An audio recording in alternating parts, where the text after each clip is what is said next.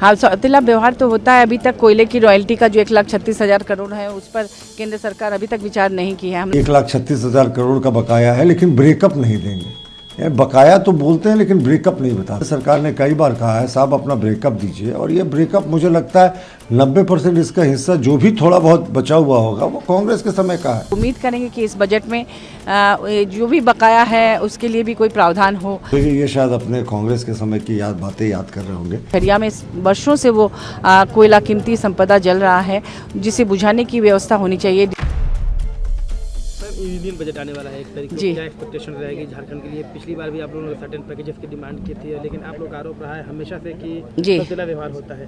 हाँ, सौतेला व्यवहार तो होता है। अभी तक कोयले की रॉयल्टी का जो 1,36,000 करोड़ है उस पर केंद्र सरकार अभी तक विचार नहीं की है। हम लोग उम्मीद करेंगे कि इस बजट में जो भी बकाया है उसके लिए भी कोई प्रावधान हो, कोयले के लिए और तमाम रॉयल्टीज़ के लिए।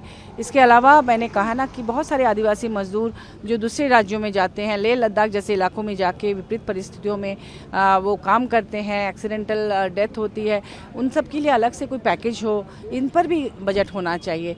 और जो डिज़ास्टर है, जैसे कोयले के खदानों में आग लगने की घटना खलाड़ी में है, हुआ है अभी नया, उसी तरह से झरिया में वर्षों से वो कोयला कीमती संपदा जल रहा है, जिसे बुझाने की व्यवस्था होनी चाहिए। डिज़ास्टर मैनेजमेंट फंड होना चाहिए अलग से, उसके लिए बजट होना चाहिए, क्योंकि वो लाखों करोड़ों रुपए से वो आग बुझ सकता है, क्योंकि कीमती संपदा जलकर स्वाहा हो रहा है, पर्यावरण को नुकसान पहुंच रहा है, लोग अपने घर से बेदखल हो रहे हैं, ज़मीन के नीचे से आग निकलता है। तो इस तरह की चीज़ों के लिए, छोटी छोटी चीज़ों के लिए बजट होना चाहिए। राज्य सरकार, माननीय मुख्यमंत्री बार लिख कर भेज रहे हैं, वो सब के लिए अलग से बजट होना चाहिए। हम लोग उम्मीद करेंगे कि इस बजट में इस तरह के प्रावधान होंगे। आम लोगों के लिए क्या उम्मीद रखती हैं? आम लोगों के लिए चीज़ें महंगी ना हो, जो ज़रूरत की चीज़ें हैं, दूध हो गया, दवाइयाँ हो गई और तमाम चीज़ें वो रेंज में रहे। चिकित्सा बहुत महंगा हो गया है, उस पर ध्यान दे सरकार कि उसको कम करे। किस तरह से देखिए हॉस्पिटल्स में लूट मची है, दवाइयों की कीमत बढ़ती जा रही है, उस पर ध्यान दे कि जेनरिक दवाइयों का प्रचलन बढ़े, डॉक्टर्स उसको लिखे। बजट उसके लिए अलग से बनाना चाहिए ताकि वो सहज उपलब्ध हो। आजकल तो ऐसा है कि जेनरिक दवाइयाँ अच्छी होती हैं लेकिन वो उपलब्ध नहीं है हर जगह, लोग चाह कर भी नहीं खरीद पाते हैं, भरोसा नहीं कर पाते हैं। इन चीज़ों के लिए अलग से बजट करके इनके लिए जागरूकता अभियान चलाना चाहिए कि लोग इतने की महंगी दवाइयाँ, कोई बीमार पड़ता है घर में तो सारे लोग इसको सोच के, बीमार से भी ज़्यादा ये सोच के परेशान होते हैं कि पैसे कहाँ से लाएंगे।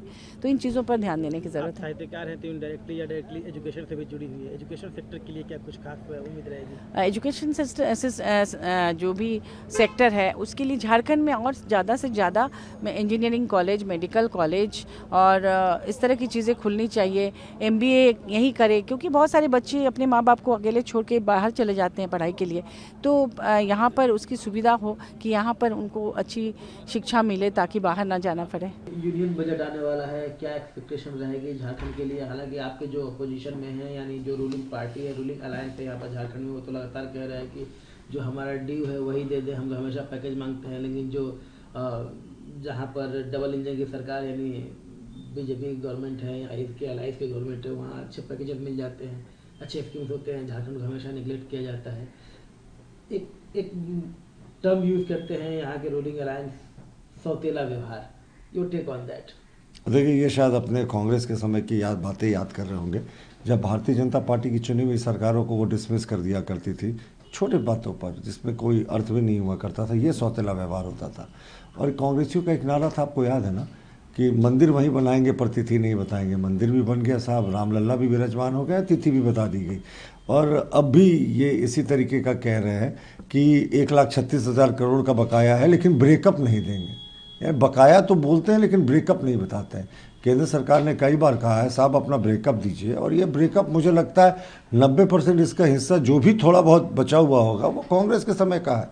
उस समय इन्होंने मांगा नहीं, और जो भी राज्य का बकाया हिस्सा है वो ज़रूर मिलेगा। लेकिन केंद्रीय बजट से हमें बहुत आशाएं हैं। 12वां बजट हमारी केंद्र की सरकार प्रस्तुत कर रही है। निर्मला सीतारमण जी का ये 9वां बजट है, और हमें पूरी उम्मीद है कि जिस तरीके से हर एक बार रिफॉर्म्स को एक बढ़ावा मिला है, ग्रोथ बढ़ा है। अभी जो फोरकास्ट है ग्रोथ का इस फाइनेंशियल ईयर में 7.4% है, और आने वाले फाइनेंशियल ईयर में 6.8 to 7.2% के बीच का GDP का ग्रोथ रेट है का फोरकास्ट है, जो कि बहुत बड़ी बात है। जब पूरे विश्व की इकॉनमी श्रिंक कर रही है, अमेरिका और यूरोप की जब इकॉनमीज़ का GDP घट रहा है, तब भी भारत खड़ा है। ये प्रधानमंत्री नरेंद्र मोदी जी की दूरदर्शी पॉलिसीज़ का नतीजा है और हमें पूरा उम्मीद है समावेशी बजट होगा जहां उद्योग, धंधे, सर्विस सेक्टर सबको पूछी जाएगी।